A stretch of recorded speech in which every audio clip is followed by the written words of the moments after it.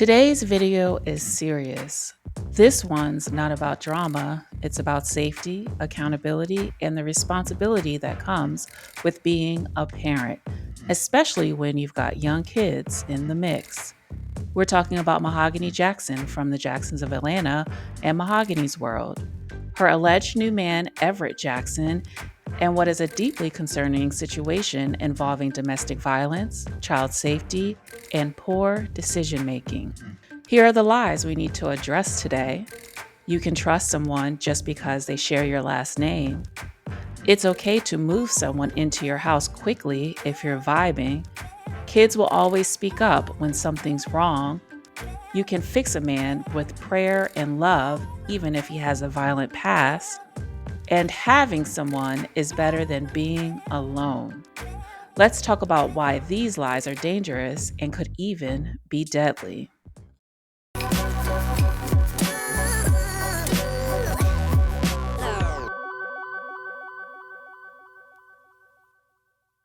Hey y'all, welcome back to Just My Two Cents. Now listen, let's get right into it. So I have some new information and I also have some exclusive video to show you today. Based on information and belief, and according to several content creators here on YouTube, as well as the mother of his child, the man now living in Mahogany Jackson's home is Everett Jackson, allegedly her boyfriend. Let's break down the timeline. Mahogany and Everett reportedly met in October 2024 during a field trip for their children, who attended the same school. Just 3 months later, by January 2025, Everett had allegedly moved into Mahogany's home. Then, by February 8th of 2025, Mahogany was already including cameos of her new man in her content, mentioning him in videos, titles, and presenting him as part of her everyday life. In Mahogany's world, he's referred to as Bae. She cooks for him, they wine and dine together, and they even spent a romantic Valentine's Day evening together, complete with gifts exchanged, including sneakers, and yes, even thongs. Take a look at this exclusive video where you can clearly see Everett on his public social media page doing his best to spoil Mahogany. So let's just pause for a second and take that in. Within the course of 3 months, Mahogany found a new man, moved him into her home, and positioned him as the man of the house and stepfather figure to her 6 children. But let's be clear, all that glitters ain't gold, because here is where it gets messy. So far, from what we've learned, including statements from his child's mother, Everett was allegedly still involved with her around the same time he was cozying up with Mahogany. No, I got off work at this time. Okay. So we outside talking or whatever. So we come inside the house, my bedroom, put my daughter upstairs or whatever in her room. So of course we do the, whatever. Grown people things. Whatever, Mm-hmm. So and he licked it from the tutor to the fruiter, right? Or from the fruiter to the tutor, however they say. Something like a fucking oxtail, bitch. Yeah. Mm-hmm. Give me some good morning head. MJ, you know how the head be, bitch. It's fine. You know that. Not only that, he reportedly has 4 children in total and no stable place to stay after being kicked out of the mother's home. So when we say moved in, it's not just about romance, it's about convenience. According to his child's mother, he didn't have anywhere else to go. And now he's allegedly playing house under Mahogany's roof. But here's where things take a really disturbing turn. Based on information and belief, Everett Jackson has a serious criminal history and an alleged long-standing pattern of domestic violence. This is information that has been cited in Newton County records. According to court documents, Everett was involved in a violent attack back in August of 2021. He was allegedly living with his then girlfriend, who is also the mother of one of his children, when an argument escalated into a brutal attack. He is alleged to have disfigured her arm so badly that it was rendered useless. And in that same incident, he reportedly sliced her wrist with a metal grill scraper, leaving a deep laceration that required stitches. Now, let me just pause right there. That's not a mistake. That's not a moment of anger. That is violence. That is control. That is the kind of behavior that should raise alarms for anyone, especially when children are involved. But it doesn't stop there. The mother of Everett's child has also made serious claims about an ongoing pattern of abuse and manipulation. Based on her account and court records, Everett has destroyed or threatened to destroy her personal property, stalked her in the past, displayed excessive jealousy and tried to control her actions. He had made threats because he had believed at the time that she was cheating, and also, according to court documents, has claimed ownership over her. For example, saying things like, "You are mine," and "If I can't have you, no one else can." Let that sink in. This isn't just toxic behavior, this is psychological warfare. What kind of language, "you are mine," is the talk of someone who doesn't see women as people, but as possessions? She also indicated that Everett suffers from mental health impairments, including possible depression, schizophrenia, or paranoia, and that she fears he could become deadly if provoked. So, if this man has already shown this kind of behavior to one woman, what makes anyone believe he wouldn't do the same or worse when placed in a new environment with vulnerable children present? That wasn't the only incident. Based on court documents, Everett has had multiple bench warrants issued for his arrest. Another incident reportedly happened in September 2022. He allegedly got upset because his child's mother didn't want to have sex with him. So he punched and damaged a laundry room door. She called the police, but due to her letting him in the house while a protective order was active, the authorities weren't able to press charges at that time. Sis was afraid, but still caught in the cycle. And I'm going to get back to that later.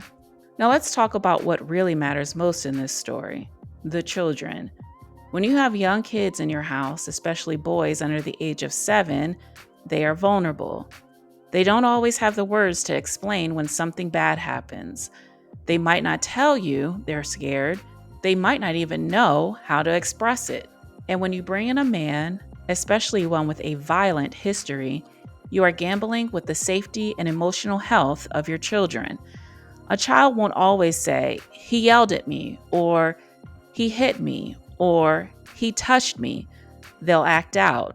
They'll regress. They'll carry trauma in silence. That's why this alleged situation is not just irresponsible, it's dangerous. And this is where I have to call on Justin Jackson, the father of Mahogany's kids. It's time to step in. Currently, Mahogany is promoting a book centered around self-worth, value, spiritual growth, and walking closely with God. But there's a growing concern that the personal choices being made don't quite align with the message of that book. There's a scripture that I share in my book, and it's 2 Corinthians 5:17. It says, "This means that anyone who belongs to Christ has become a new person. The old life is gone, a new life has begun." Literally, I share this throughout my book, that at any time you decide that you want to change your life, anytime that you decide that you want to be different and you don't want to be who you used to be, you can change your life. You don't have to be the old person anymore. When you develop that relationship with Christ and you truly make the commitment in your heart to be different, you can be different. It doesn't matter what you're known for. It doesn't matter what you've done. It doesn't matter what your past looks like. When someone says they're grounded in faith, focused on protecting their peace, and committed to personal growth, it becomes confusing to the public when they're allegedly allowing a man with a violent past and a pattern of instability into their home. For many observing this situation, it doesn't reflect discernment. It reflects contradiction.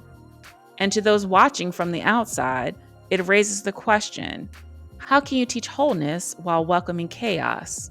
That disconnect is what has people talking. not just about the relationship, but about the responsibility that comes with having a public platform. Now, to the woman who allegedly suffered this abuse, I want to say this with love and truth. Sis, it's time to let him go. I don't know your full story. I don't know what trauma or fear has kept you holding on, but I do know this. A man who threatens you, stalks you, punches walls, and controls you is not your man. He is your warning. You've already said you fear he may try to use deadly force. That's all the confirmation you need. For you and your child's safety, it's time to break free. You deserve love. You deserve peace. You deserve healing. But you can't get that while you're still letting him back in. Now let's be real for a second. You've got a man who, based on information and belief, has 4 kids he's not actively raising, a violent criminal history, 2 women that he has a sexual relationship with, no stable place to live, an anger management problem. Oh, and let's not forget, he's barely 5'6". We have to raise the standard, ladies. There are good men out there, men who are kind, hardworking, respectful, protective, and emotionally stable. This one ain't it. At the end of the day, this isn't gossip. This is about accountability. This is about protecting kids. This is about calling women to rise up and make better choices, not just for themselves, but for the children who are watching, listening, and learning. So here's just my 2 cents. Ladies, protect your peace, protect your home, and most importantly, protect your children. Do not let desperation blind you to danger. But don't let me tell you.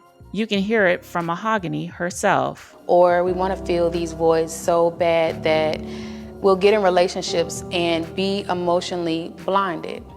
And it's so important that when we're in relationships that we take the blinders off and look at people for who they are. I talk so much in my book about the relationships I went through and how they fell through and how honestly the red flags were present in the beginning, but I had emotional blinders on and I didn't want to see it for what it was. And oftentimes I tried to build a house on hope. And what does that mean? Because when you do, you'll end up being in relationships, not for love, but to fill a position, to fill a void, to fill emptiness. And that's why it's so important to heal properly before you go into relationships. Because there's so many people in relationships, and I've been one of them, that you're in a relationship not for love, but because a person filled a void. And fellas, if your kids are involved, don't be silent. Show up, speak up, step in. If this message resonated with you, drop a comment, hit like, and share it. Let's start real conversations about boundaries, safety, and what love actually looks like. If you or someone you know is in a violent or manipulative relationship, there is help, there is hope, and there's a way out. If you would like up-to-date reactions to the latest content dropped by Mahogany Jackson from Mahogany's World, click the link below in the description to join my membership. Until next time, this is just my 2 cents.